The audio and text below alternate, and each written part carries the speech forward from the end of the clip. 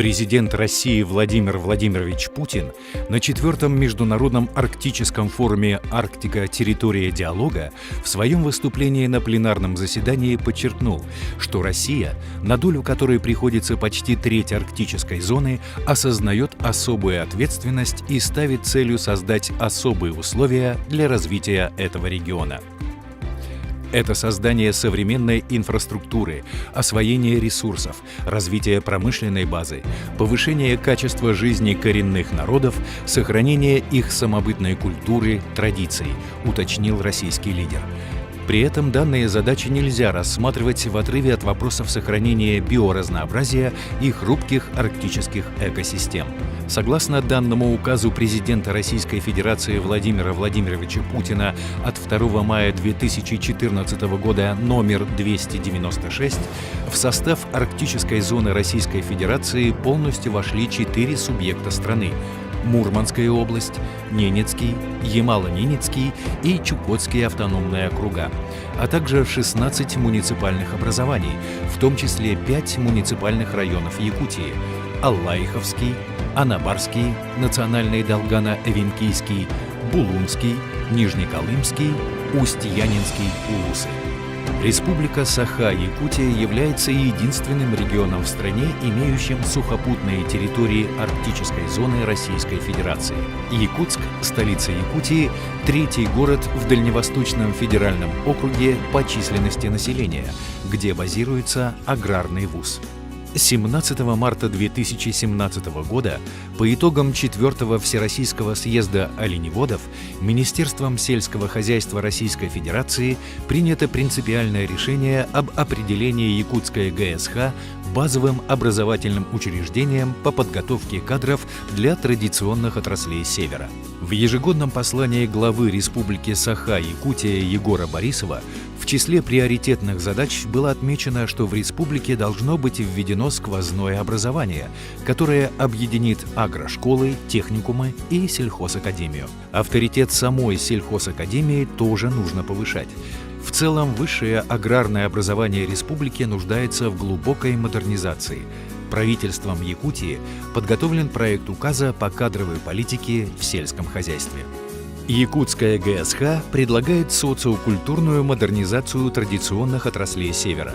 Сегодня Академия является единым учебно-научным и производственным комплексом, объединяющим 3 факультета: Департамент по гуманитарному и экономико-правовому образованию, Институт дополнительного профессионального образования работников АПК и Актемский филиал в Хангаласском районе Республики Саха-Якутия.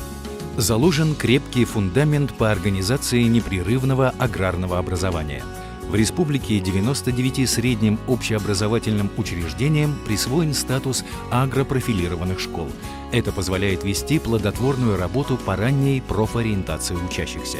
Институтом дополнительного профессионального образования широко ведется дополнительное образование школьников. По принципу дуального образования дети получают рабочие профессии. Вместе с тем внедрены учебные программы по профессиональной переподготовке, повышению квалификации для лиц, занятых в традиционных отраслях Севера.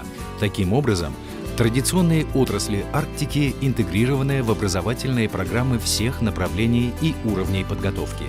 Они основаны на глубоком знании и богатом многовековом опыте коренных народов Арктики. Якутская ГСХ планирует провести масштабную работу в целях совершенствования арктических технологий.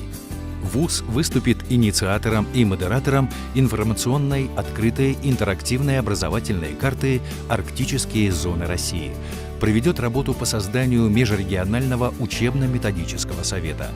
И в скором будущем данным советом будет принята межрегиональная программа развития ТОС на 2018-2021 годы. В 2018 году планируется открытие кафедры традиционных отраслей Севера, расширение направлений по среднепрофессиональной подготовке, открытие селекционно-генетического центра по оленеводству. В 2019 году расширение профилей ТОС, организация стажировочных площадок по дополнительному профессиональному образованию «Арктический десант», формирование образовательного стандарта ТОС. И в 2020 году открытие направлений высшего образования ТОС. Системный подход ТОС обуславливается подготовкой профессорско-преподавательского состава, учебным контентом, поддержкой эффективности и качества образования, программами и сервисами, а также обеспечением доступа и выстраиванием инфраструктуры. Системный подход к социокультурной модернизации позволит якутской ГСХ стать ключевым элементом регуляции системы жизненных потребностей и предложений для Арктики. Я готов стать хозяином Арктики.